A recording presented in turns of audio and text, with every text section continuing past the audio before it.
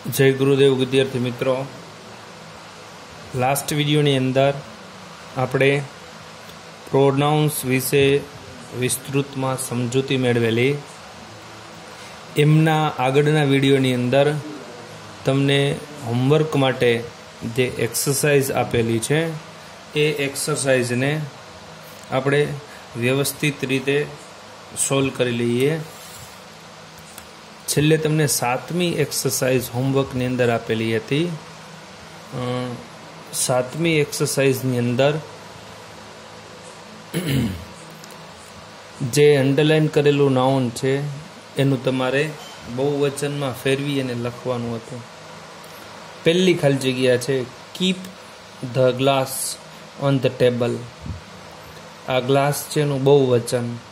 छेल्लो अक्षर डबल-एस छे एटले ईएस प्रत्यय लगाववानी बनशे एटले थशे ग्लासीस। ईएस प्रत्यय त्यार पछी टेबल छे एनो छेल्लो अक्षर ओएस ईएस एवुं कांई नथी एटले खाली एस टेबल्स। त्यार पछी the child will play in the garden. Child नुं बहुवचन थई जशे चिल्ड्रन।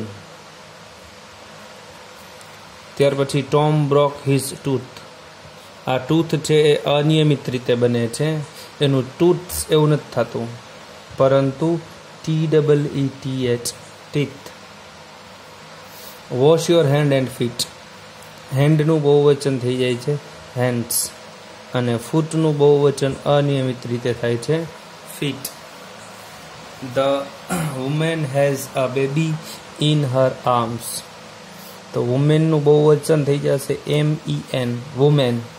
हेज अ बेबी छेल्लो अक्षर वाय एनी पहेला एक अक्षर व्यंजन छे એટલે वाय नो आई करी अने ES BABIES बेबीज अने आर्टिकल ए નીકળી જશે।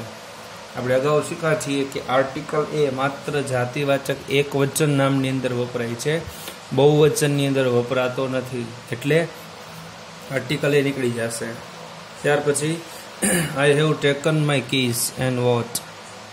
की नु बहुवचन छेल्लो अक्षर वाय एनी पहेला स्वर छे એટલે वाय नो आई नो थाय खाली एस कीज। वॉच नु बहुवचन छेल्ले CH छे એટલે થઈ જશે watches. They will cut the loaf. छेल्लो अक्षर F के FE होय तो एनो VES થઈ જશે એટલે loves। LOAES loves। नाइफ छेल्लो अक्षर FE छे એટલે એનો VES થઈ જાય KNIVES न्यूज। ત્યાર પછી that lady is from a city। Lady નું બહુવચન છેલ્લો અક્ષર વાય એની પહેલા વ્યંજન છે એટલે થઈ જશે લેડીઝ LADIES લેડીઝ।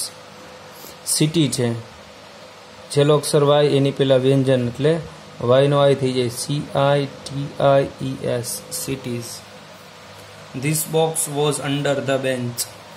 छेल्लो अक्षर X तो बॉक्स नु थी जासे boxes। त्यार पछी बेंच छेल्लो अक्षर CH तो बेंच नु थी जासे benches। There is a mango in the dish। छेल्लो अक्षर O छे એટલે થઈ જશે ES MANGOES mangoes। डिश में छेल्लो अक्षर SH छे એટલે ES प्रत्यय लागशे dishes. There is a monkey छेल्लो अक्षर वाय एनी पहेला स्वर छे એટલે वाय नो आई नो थाय खाली S मंकीस। अने रूफ अने प्रूफ आ बंने एक अपवाद छे जेनी अंदर छेल्लो अक्षर F अथवा FE छे तेम छतां एनुं VES थातुं નથી, खाली S प्रत्यय लागशे એટલે થઈ જશે રૂપ્સ। VES થશે નહીં। ખાસ આ બે અપવાદને યાદ રાખવા, પ્રૂફ અને રૂફ આ બંને અપવાદ છે। ત્યાર પછીની નેક્સ્ટ એક્સરસાઇઝ જોઈએ તો ત્યાર પછીની નેક્સ્ટ એક્સરસાઇઝ છે જ્યાં જરૂરી ફેરફાર જણાય એવી રીતે પેરેગ્રાફને ફરીથી લખવાનો છે। એમાં તમારે જેન્ડરમાં ચેન્જ કરી અને ફેરફાર કરીને લખવાનો છે, એટલે કે મેલ હોય તો ફિમેલ અને ફિમેલ હોય તો મેલ। પહેલું વાક્ય હતું the king cold the princess. King છે એની વિરુદ્ધ જાતિ થઈ જશે ક્વીન। પ્રિન્સેસ રાજકુમારી છે, એનું વિરુદ્ધ જાતિ થઈ જશે પ્રિન્સ. ત્યાર પછી he told her to select a prince for herself. He એ શું છે? સર્વનામ છે, પણ કોનું સર્વનામ છે? કિંગનું. રાજા માટે હી વપરાયું, પણ રાજાનું આપણે શું કરી નાખ્યું છે? હવે ક્વીન, એટલે ત્રીજો પુરુષ એક વચન નારી જાતિ, અને એનું સર્વનામ શું થશે? સી ટોલ્ડ હર એટલે તેણીને કોને? પ્રિન્સેસને. તો પ્રિન્સેસનું તો આપણે શું કર્યું છે? પ્રિન્સ. તો હર છે, આપણે વિભક્તિઓ જ હતા, સી, હર અને હર. હવે જો હરની કર્મ વિભક્તિ પણ એ જ થાય ને સંબંધક વિભક્તિ પણ એ જ થાય છે. તો પછી ખબર કેવી રીતે પડે?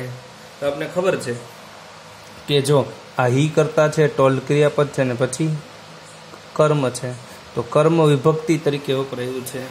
તો પછી પ્રિન્સ છે એની કર્મ વિભક્તિ શું થશે? હી, હિમ અને હિઝ. તો હરનું થઈ જશે હિઝ, સોરી હિમ. હી, હિમ અને હિઝ. હી ટોલ્ડ હિમ તેને કહ્યું ટુ સિલેક્ટ અ પ્રિન્સ. પ્રિન્સની વિરુદ્ધ જાતિ થઈ જશે પ્રિન્સેસ. પછી હર સેલ્ફ એટલે તેણીની માટે, એટલે પ્રિન્સેસ માટે, પણ પ્રિન્સેસનું આપણે શું કર્યું છે? પ્રિન્સ. તો પછી હર સેલ્ફનું થઈ જશે હિમસેલ્ફ, તેના માટે. The king asked his son. ફરીથી કિંગ આવ્યું, કિંગનું થઈ જશે ક્વીન. હિઝ સન, હિઝ કોના માટે વપરાયું છે? કિંગ માટે, પણ કિંગનું આપણે શું કર્યું છે? ક્વીન. તો ક્વીનની કર્મ વિભક્તિ શું થશે? સી, હર ને હર. સનનું થઈ જશે ડોટર. ધ પ્રિન્સ, પ્રિન્સનું થઈ જશે princess. To help his sister, હિઝનું થઈ જશે હર, અને સિસ્ટરનું થઈ જશે brother. The queen was happy to hear this. ક્વીનનું થઈ જશે king, was happy to hear this. આ પહેલી એક્સરસાઇઝનો જવાબ છે. ત્યાર પછી બીજી એક્સરસાઇઝ જોઈએ છે. This is my brother. હવે THIS ધીસ એકવચન માટે વપરાય છે, અને THESE ધીસ બહુવચન માટે વપરાય છે. This is my brother. બ્રધરનું બહુવચન થઈ જશે, સોરી આપણે જેન્ડર ચેન્જ કરવાનું છે, તો બ્રધરનું થઈ જશે સિસ્ટર. સોરી આ ધીસનું ધીસ જ રહેશે, કારણ કે આપણે જેન્ડર ચેન્જ કરવાનું છે.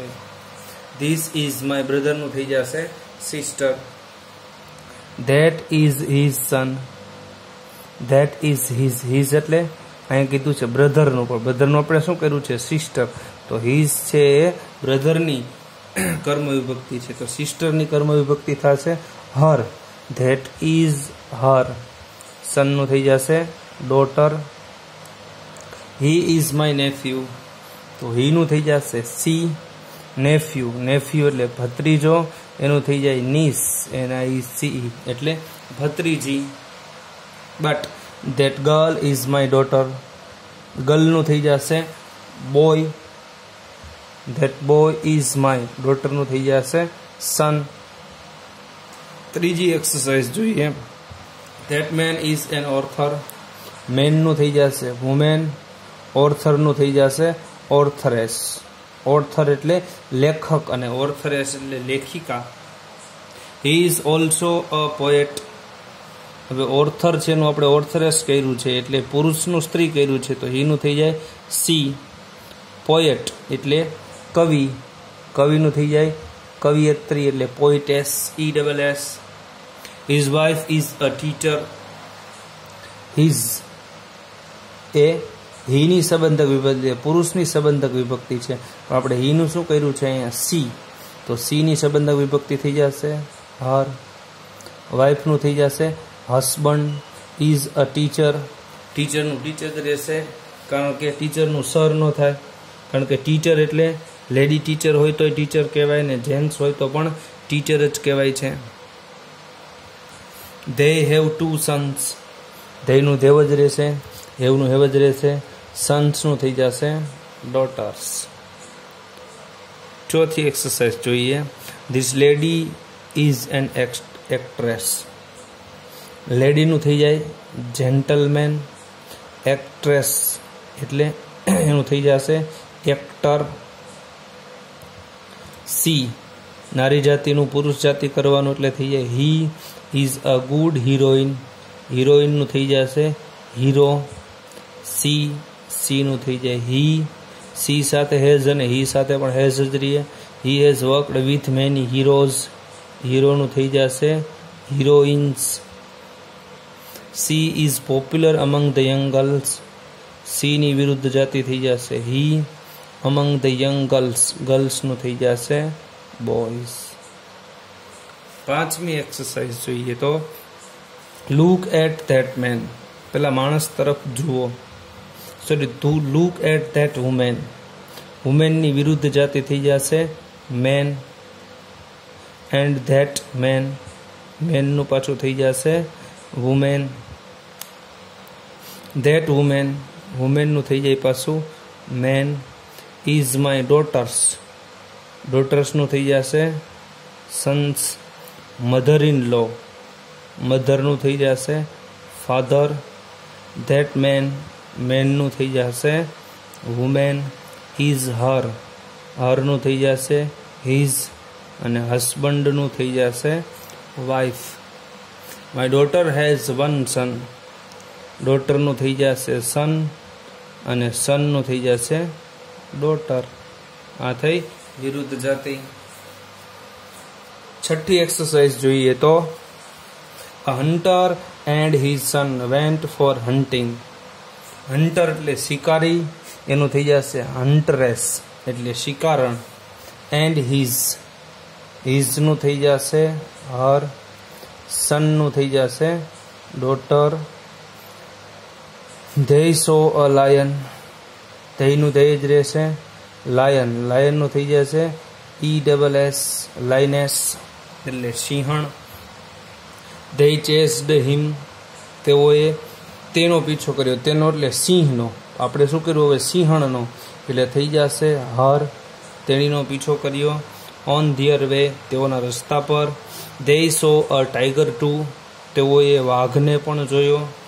वाघનું આપણે કરવું છે વાઘણ એટલે ટાઈગ્રેસ, ESS ટાઈગ્રેસ।